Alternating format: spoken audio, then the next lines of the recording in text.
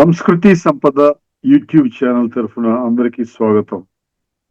శ్రీమద్ భగవద్గీత ఆధ్యాత్మిక రహస్యాలు అనే శీర్షికలో శ్రీ త్రినాథ్ గారు ధారావాహిక ప్రసంగం చేస్తున్నారు. వారి ధారావాహిక ప్రసంగంలో ఈరోజు 410వ ప్రసంగం చేస్తున్నారు. శ్రీ త్రినాథ్ గారికి స్వాగతం. నమస్కారం అండి. శ్రీమద్ భగవద్గీత ఆధ్యాత్మిక రహస్యాలు ఈ కార్యక్రమాన్ని వీక్షిస్తున్నటువంటి సోదర సోదరిమణులందరికీ కూడా హార్దిక స్వాగతం, సుస్వాగతం, నమస్సుమాంజలి. ముందుగా ధార్మికము ఆధ్యాత్మికము ఈ యొక్క విషయాన్ని మనం చర్చించుకుంటున్నామండి. ముఖ్యంగా మనము పరం అన్న శబ్దము, పరం అంటే ఇంగ్లీష్లో సుప్రీం అంటారు. ఈ పరం అన్న శబ్దము ఒక్క భగవంతుడికి మాత్రమే వర్తిస్తుందండి. అందుకనే పరం ఆత్మ అన్న శబ్దాన్ని ఈ రోజున వర్తమానంలో ధార్మిక జగత్తులో, భక్తి జగత్తులో, డివోషనల్ పాత్రలో అది చాలా డైల్యూట్ అయిపోయింది. దాని యాక్యురేట్ అండర్స్టాండింగ్ లేదు ఎవరికి కూడా. పరమాత్మ అనేస్తున్నాం అంతే. మనం నమ్ముకున్నటువంటి భగవంతుడికి పరమాత్మని ఇచ్చేస్తున్నాం, కానీ భగవంతుడి యొక్క వాస్తవ పరిచయం లేదు మనకి. నామ రూప దేశ కాల గుణ కర్తవ్య సంబంధ ఏదైతే భగవద్గీతలో చాలా స్పష్టంగా చెప్పడం జరిగింది. ప్రతి దానికి ఒక శ్లోకం ఉంది. మనం ఇప్పటికే చర్చించుకున్నాం. 400 పైచిలకు ఎపిసోడ్స్ మనం పూర్తి చేసుకున్నాం. ఒక్కటి మాత్రం గుర్తుపెట్టుకోండి, కేవలం ఆధ్యాత్మిక జగత్తులో మనం అండర్స్టాండ్ చేసుకుంటే, ఆధ్యాత్మిక దృష్టికోణంలో, తాత్విక కోణంలో, ఎందుకంటే భగవంతుడే 7వ అధ్యాయం 3వ శ్లోకంలో ఏమన్నాడు? మాం వేత్తి తత్వత అన్నాడు. మాం అంటే నన్ను అన్నాడు. అక్కడ మమ్మల్ని అనలేదు, మేమందరం కలిసి భగవంతుడు అనలేదు. నన్ను, మీరు. తత్వము అంటే సత్యము, తత్వము అంటే తర్కము, తత్వము అంటే ఇంగిత జ్ఞానము, శాస్త్రజ్ఞానం కాదండి, లేక అకాడమిక్ పోర్ట్ఫోలియోస్ కాదు, డిగ్రీస్ కాదు.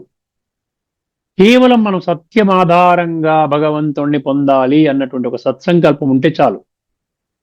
అందుకనే పరమన్న శబ్దం ఒక పరమాత్మకి అంటే ఈశ్వరుడు, నిరాకారుడు, పరమేశ్వరుడు, యోగేశ్వరుడు, మహేశ్వరుడు, ఈశ్వరుడు, వీరికి మాత్రమే వర్తిస్తుంది. వారొక్కరే జ్యోతి స్వరూపుడు, వారొక్కరే నిరాకారులు, వారొక్కరే జ్ఞాన సాగరుడు, ఆది మధ్యాంతాల జ్ఞాత, పతిత పావనుడు, సర్వశక్తివంతుడు, విశ్వాత్మలందరికీ తండ్రి, సృష్టి యొక్క ఆది మధ్యాంతాల జ్ఞాత.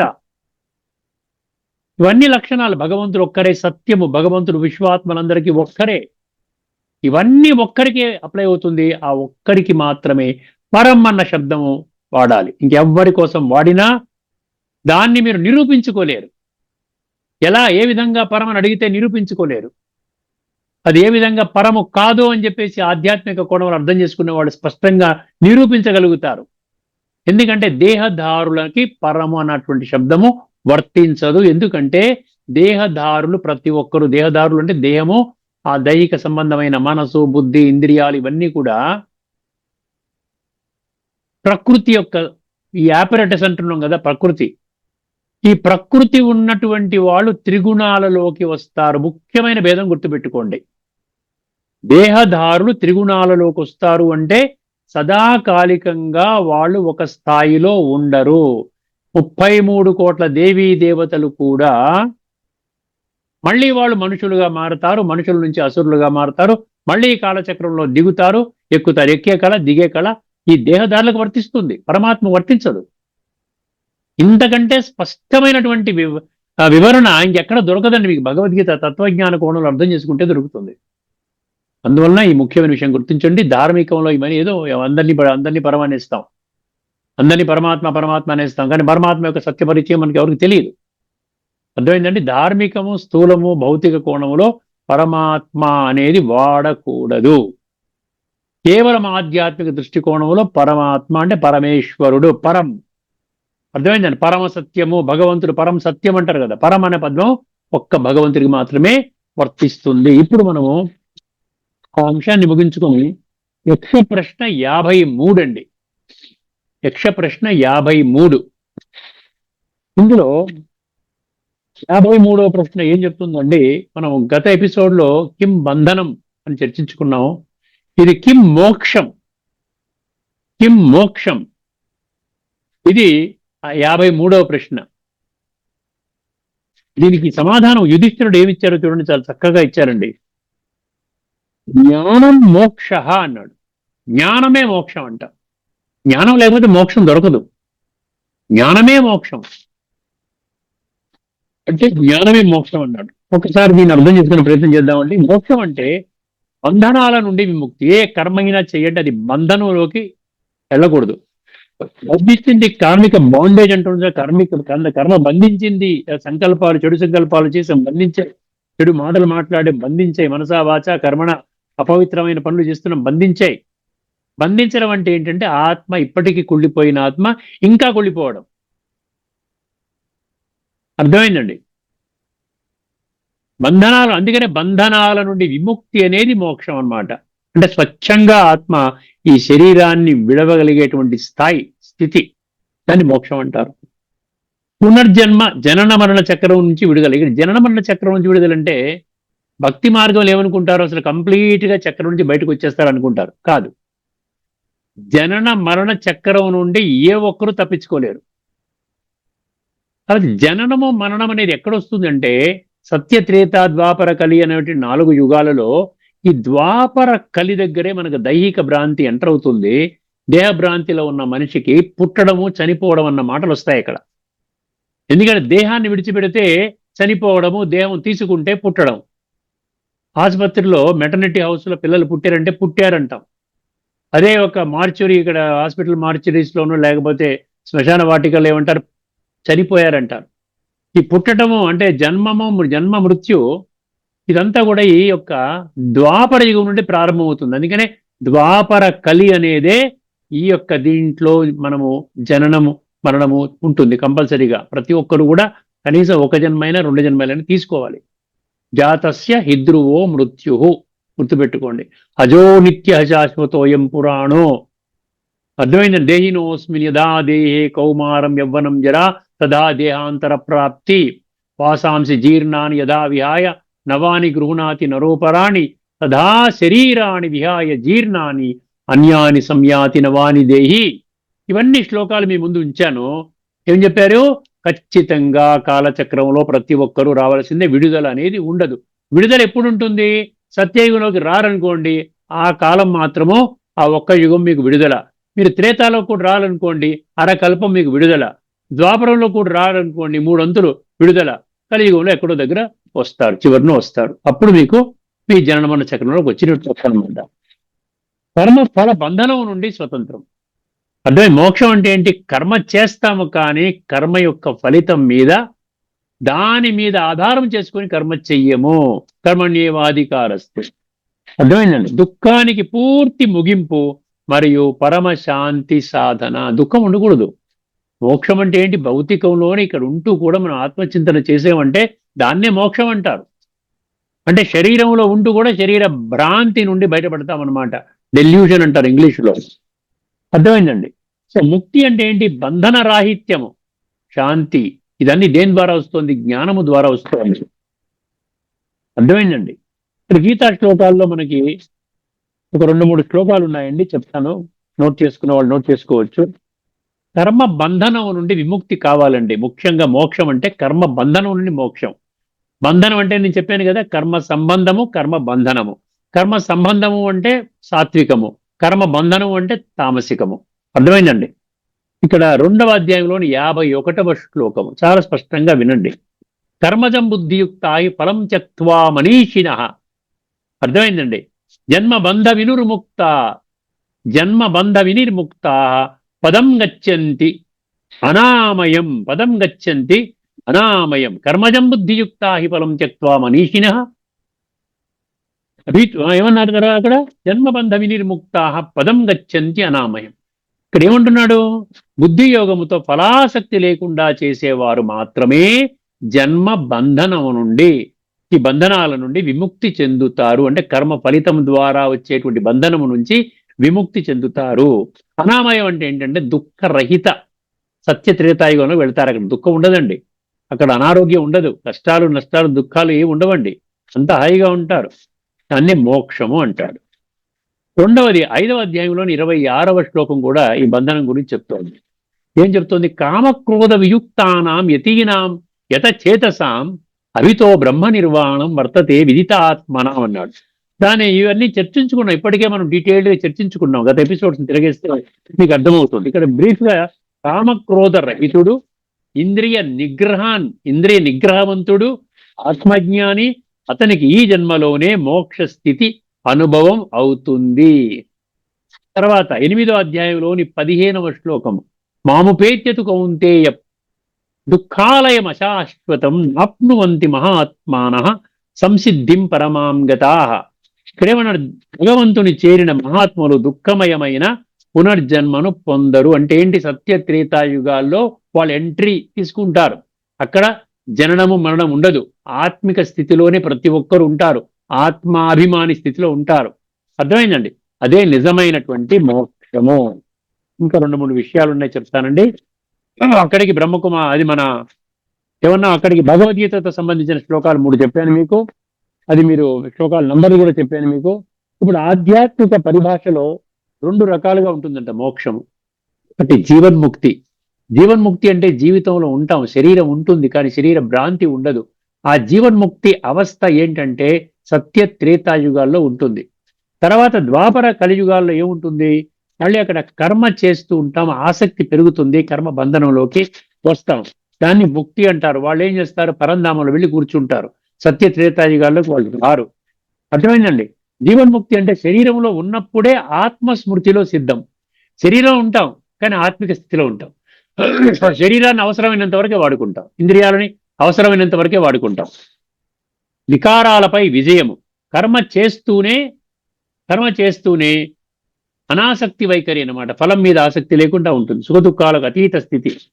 ఇది గీతలోని స్థితప్రజ్ఞ స్థితి అండి. స్థితప్రజ్ఞ స్థితి అద్భుతమైనటువంటి వర్ణన. మీరు జస్ట్ నోట్ చేసుకొని, ఇదివరకే మనం చాలా ఎపిసోడ్స్ చర్చించుకున్నాము. 2వ అధ్యాయంలోని 54 నుండి 72 19 శ్లోకాలలో ఈ స్థితప్రజ్ఞ వాడి యొక్క లక్షణాలు ఏంటి, ఏ విధంగా ఉంటాడు, వాడి నడవడికి ఎట్లా ఉంటుంది, ఇవన్నీ కూడా వర్ణించడం జరిగింది. 2వ అధ్యాయం అంటే సాంఖ్యయోగంలో 54 నుండి 72 వరకు. ఇప్పుడు విదేహ విముక్తిధాం అన్నాడు. శరీర త్యాగానంతరము శాంతిధాం అంటే పరంధామం. ఇప్పుడు శరీరం విడిచిపెడతాం, ఎక్కడికి వెళ్తాము? మన ఇంటికి వెళ్ళాలి.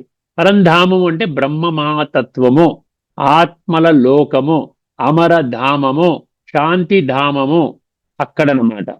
అదేనమాట మోక్షం అంటే. శరీరం తీసుకొని వాళ్ళు అక్కడ కూర్చుంటారు. కర్మరహితము, అక్కడే ఉండదు, నిశ్శబ్దం. కర్మరహితం, నిశ్శబ్దము, సుఖము, నిశ్శబ్ద సుఖం అంటది.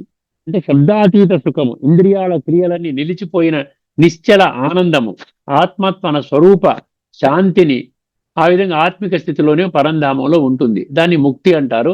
అదే సత్య త్రేతాయుగాల సంస్కారాల అనుసారంగా సాత్విక సంస్కారాలతో శరీరాన్ని విడిచిపెడితే అప్పుడు వాడు సత్య త్రేతాయుగాల్లో పెడతారు. అది జీవన్ముక్త స్థితి. ఇప్పుడు అయిపోయింది. ఆఖరి మహావాక్యం అంటే సంక్షిప్తంగా సమాధానం ఏంటి? కిం మోక్ష, ఏది మోక్షము అంటే జ్ఞానమే మోక్షం. ఈ జ్ఞానము ద్వారానే ఇవన్నీ తెలుస్తాయండి. జ్ఞానం అంటే 3వ నేత్రం తెరిపించేస్తుంది. జ్ఞానం అంటే రాజయోగాన్ని అనుభవం చేయిస్తుంది. జ్ఞానం అంటే ఆత్మ యొక్క అనుభవము, పరమాత్మ యొక్క అనుభవము, ఈ సంస్కార పరివర్తన, ఇవన్నీ చాలా స్పష్టంగా మనకి ఇది ఒక సైన్స్ అన్నమాట. అంధవిశ్వాసంతో మనకి ఏది అర్థం కాదు.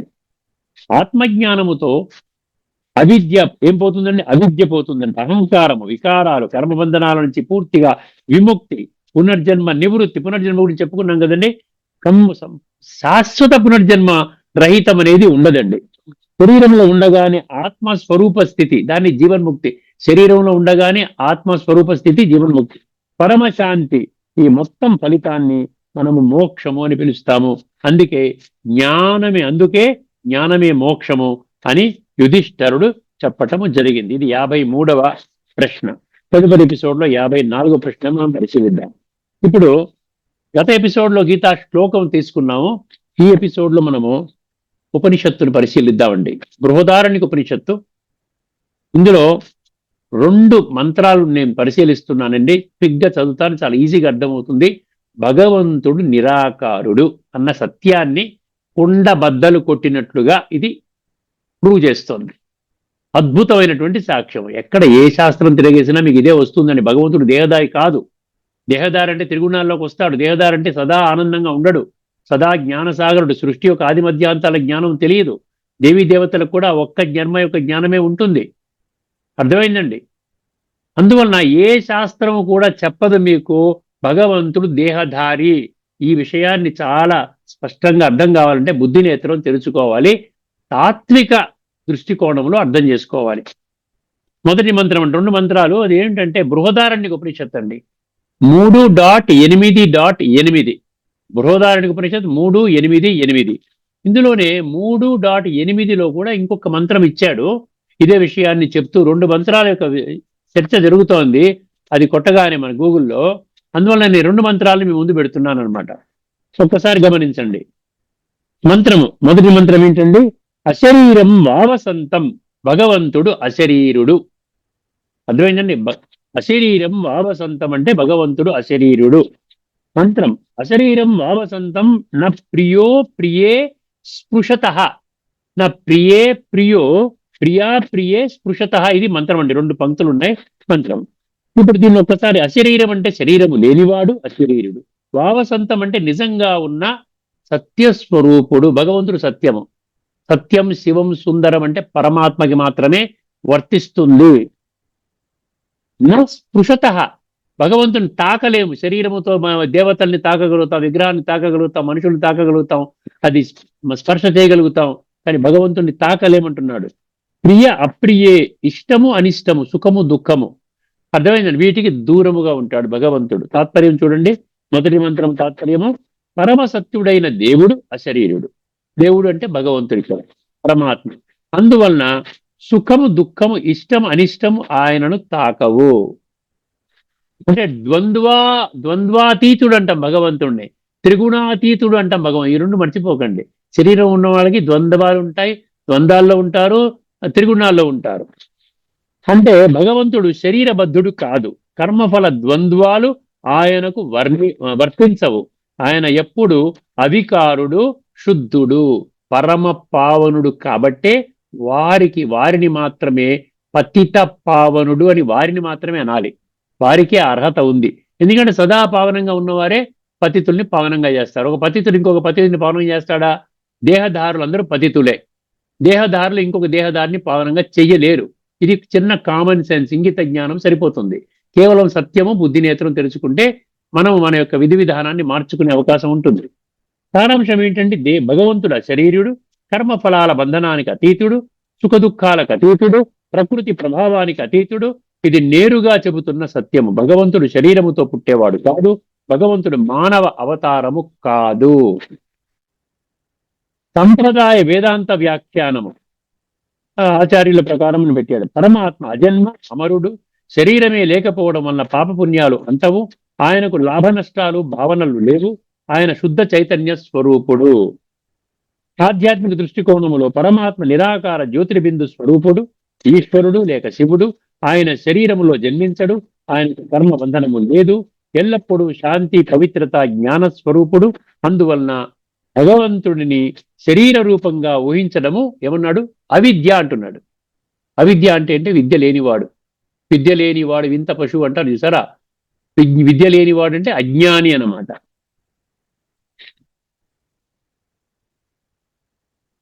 అవిద్య. భగవంతుడిని అనుభవించేది మనస్సు, బుద్ధి యోగము, రాజయోగము ద్వారా మాత్రమే పరమాత్మని అనుభవం చేస్తాము. ఇప్పుడు ఒకసారి 2వ మంత్రానికి వెళ్లే ముందర భగవంతుడికి భగవద్గీతలో ఈ 13వ అధ్యాయంలోని 31వ శ్లోకం అండి. 13:31 అనాదిత్వాత్ నిర్గుణత్వాత్ పరమాత్మాయం అవ్యయ శరీరస్థోపి కౌంతేయ నకరోతి నలిప్యతే అంటాడు. అక్కడ ఒక్కటే ముఖ్య విషయం గుర్తుపెట్టుకోండి. అనాదిత్వం నిర్గుణత్వాత్ అంటే గుణాలకు అతీతంగా ఉంటాడు. గుణాలంటే త్రిగుణాలకు అతీతంగా ఉంటాడు. అందుకని ఆయన అవ్యయుడు అంటే అవినాశి. అదే శరీరంలో వచ్చినప్పటికీ, శరీరంలో అంటే మన జ్ఞానం చెప్పడం కోసం ఒక మానవ శరీరాన్ని అధిరోహిస్తాడు. అధిరోహించి మన జ్ఞానం చెప్పి వెళ్ళిపోతాడు. శరీరంలోకి వచ్చినంత మాత్రాన్ని ఇంద్రియాల అనుభవం చేస్తాడా? ఇంద్రియాల ద్వారా తప్పుడు పనులు చేస్తాడా? అందుకని ఎటువంటి కర్మలు చేయడు మనిషి. ఇప్పుడు వర్తమాన ప్రపంచంలో మనుషులు చేసే కర్మలు ఏవి చేయడండి. ఆయన వస్తాడు, జ్ఞానం ఇచ్చేసి వెళ్ళిపోతాడు. అర్థమైందండి? అందుకనే శరీరస్థోపి కౌంతేయ న కరోతి న లిప్యతే, ఆ బంధనంలో చిక్కుకోడు.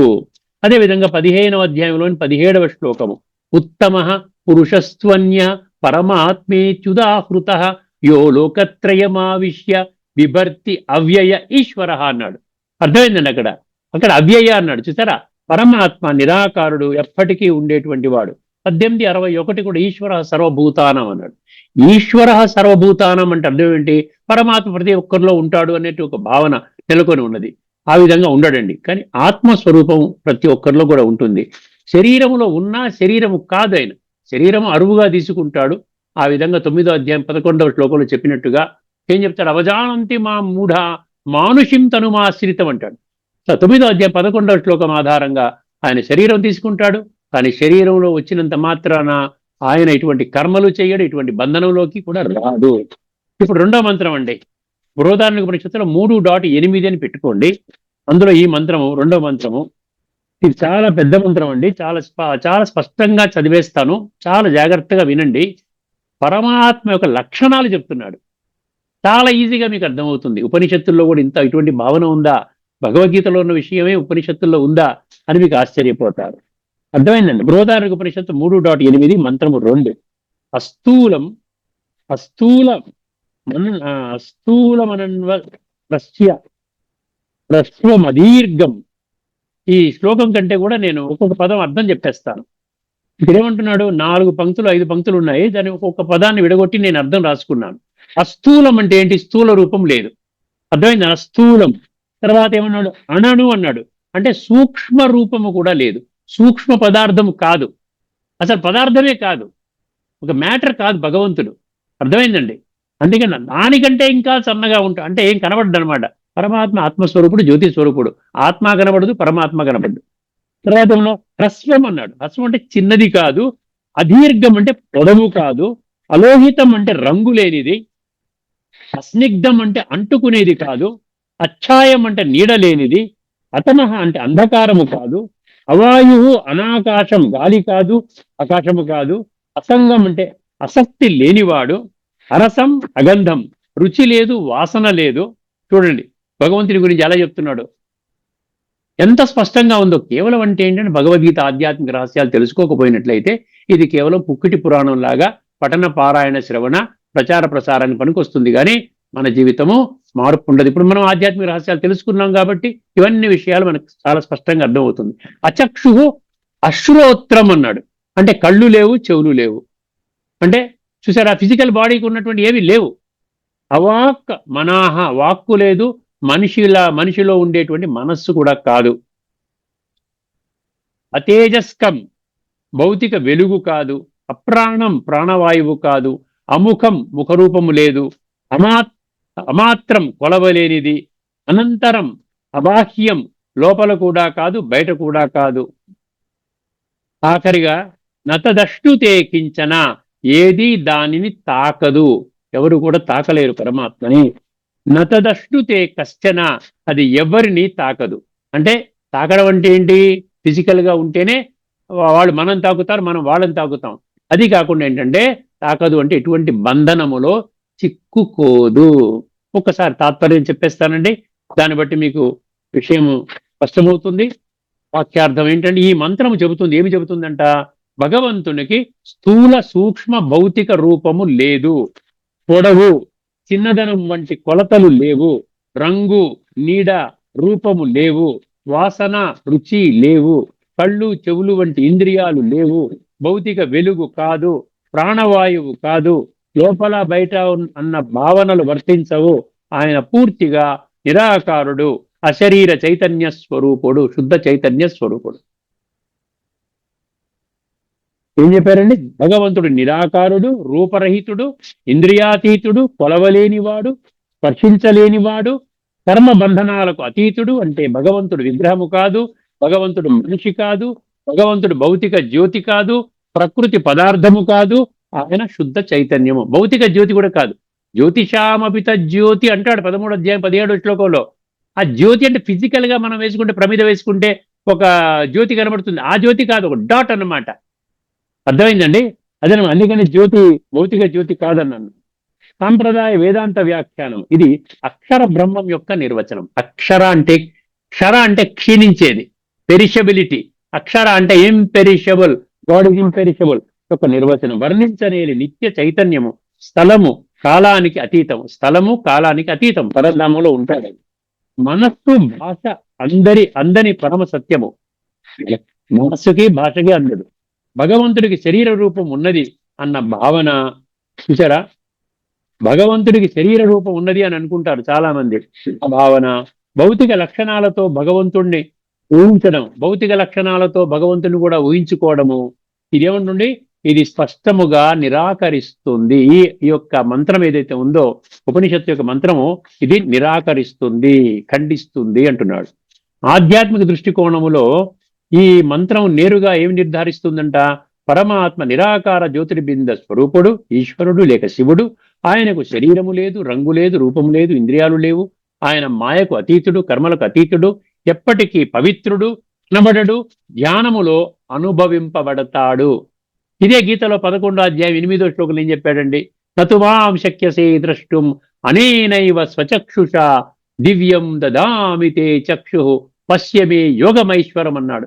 యోగము ద్వారా మీరు నన్ను అనుభవం చెయ్యండి అన్నాడు. అక్కడ ఈ రెండు కళ్ళతో మీరు చూడలేరు, భౌతిక చర్మ చక్షువులతో మీరు నన్ను కాంచలేరు, యోగనేత్రాన్ని ప్రసాదిస్తున్నాను. ఆ విధంగా దివ్యం దదామితే చక్షు, దివ్య చక్షునిస్తున్నాను. ఆ దివ్య చక్షువు ద్వారా పశ్యమే యోగమైశ్వరం, మీ యొక్క యోగ మార్గము ద్వారా నన్ను పశ్యమే అంటే చూడండి, చూడండి అంటే ఈ యొక్క అనుభూతి చెయ్యండి అని అర్థం అనమాట. ఎందుకంటే ఫిజికల్ గా మనం చూడలేము కాబట్టి ధ్యానములో అనుభవించబడతాడు. సో గీతతో ఏం సంబంధం ఉందండి? 12వ అధ్యాయంలోని 3, 4 అండి. రాసుకోండి, దయచేసి డీటెయిల్గా చదువుకోండి. ఇవన్నీ మనం చర్చించుకున్నాం ఇప్పటికే. భగవద్గీత 410 ఎపిసోడ్స్ లో మనం చర్చించుకున్నాం ఇవన్నీ కూడా డీటెయిల్డ్ గా. ఏ అక్షరం అనిర్దేశ్యం అవ్యక్తం పర్యుపాసతే, అక్కడ అవేమన్నాడు? అవ్యక్తం అన్నాడు, అక్షరం అన్నాడు, అనిర్దేశ్యం అన్నాడు. 3 గుణాలు చెప్పాడు. అవ్యక్త నిరాకార పరమాత్మ గురించే ఆ వర్ణన. 8వ అధ్యాయంలోని 20, 21 పరస్తస్మాత్తు భావో, అర్థమైంది? పరస్తస్మాత్తు భావో అన్యో అవ్యక్తో అవ్యక్తాత్ సనాతన, అవ్యక్తో అవ్యక్తాత్ సనాతన యః స సర్వేషు భూతేషు నశ్యత్సు న వినశ్యతి. ఇక్కడ ఏమన్నాడు? ఏమన్నాడు ఇక్కడ? అవ్యక్తానికి మించిన పరబ్రహ్మ. అవ్యక్తం అంటే వ్యక్త శరీరం లేదు ఆయనకి. అర్థమైందండి? అది 8వ అధ్యాయంలో 20, 21 మీరు చదువుకోండి. 15వ అధ్యాయంలో 17 ఉత్తమ పురుషస్తు అన్య పరమాత్మేత్యుదాహృత యో లోకత్రయమావిశ్య విభర్తి అవ్యయీశ్వర. ఉత్తమ పురుషుడు అన్నాడు. పురుష అంటే ఆత్మ అండి, ఉత్తమ పురుషుడు. అందుకనే పురుషోత్తమ ప్రాప్తి యోగం అంటాడు. 15వ అధ్యాయం పేరేం పెట్టాడు? పురుష ఉత్తమ ప్రాప్తి యోగము. అందుకని భగవంతుడు ఈ యొక్క మంత్రం ఏం చెప్తుందండి? భగవంతుడు నిరాకారుడు, నిర్గుణ స్వరూపుడు, శాశ్వత చైతన్యము. ఆఖరి మహావాక్యం అండి, సమగ్ర సందేశం. 2 మంత్రాల ఆధారంగా భగవంతుడు అశరీరుడు, భగవంతుడు నిరాకారుడు, భగవంతునికి భౌతిక రూపము లేదు, భగవంతుడు కర్మ సుఖ దుఃఖాలకు అతీతుడు, భగవంతుడు జ్ఞానము, శాంతి, పవిత్ర స్వరూపుడు. అందుకని జ్ఞాన సాగరుడు అంటారు, సర్వజ్ఞుడు అంటాడు, సృష్టి యొక్క ఆది మధ్యాంతాల జ్ఞాత అని అర్థం. అందువలననే భగవంతుణ్ణి కళ్ళతో చూడలేము, ఈ భౌతిక నేత్రాలతో చూడలేము. 11వ అధ్యాయంలో 8వ శ్లోకం పెట్టుకోండి.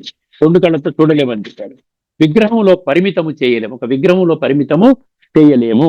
మనస్సు బుద్ధి యోగము, రాజయోగము ద్వారా మాత్రమే పరమాత్మని మనము అనుభవించగలుగుతాము. ఈ 2 మంత్రాలని మనం స్పష్టంగా అర్థం చేసుకున్నామండి. మీకు కూడా నంబర్లు చెప్పాను. బృహదారణ్యక ఉపనిషత్తులో 3.8.8, అదే దాంట్లో ఈ 2వ శ్లోకం 3.88లోనే ఇంకొక శ్లోకం కూడా చూపిస్తున్నాడు మంత్రము. ఆ 2 మంత్రాలు మనం చర్చించుకున్నామండి. ఇక్కడితో మన ఈ చర్చని ముగించుకుందాము. తదుపరి ఎపిసోడ్లో మళ్ళీ మనం భగవద్గీతలో ఉన్నటువంటి ఆధ్యాత్మిక రహస్యాలు 1, 2 శ్లోకాలను తీసుకుందామండి. అదేవిధంగా 54వ యక్ష ప్రశ్న మనం పరిశీలించుకుందాం. ధార్మికము ఆధ్యాత్మిక మధ్య మరొక అద్భుతమైనటువంటి భేదాన్ని మీ దృష్టికి తీసుకొని వస్తానండి. అంతవరకు సెలవు. అందరికీ నమస్కారం. లోకా సమస్త సుఖినో భవంతు. ఓం శాంతి.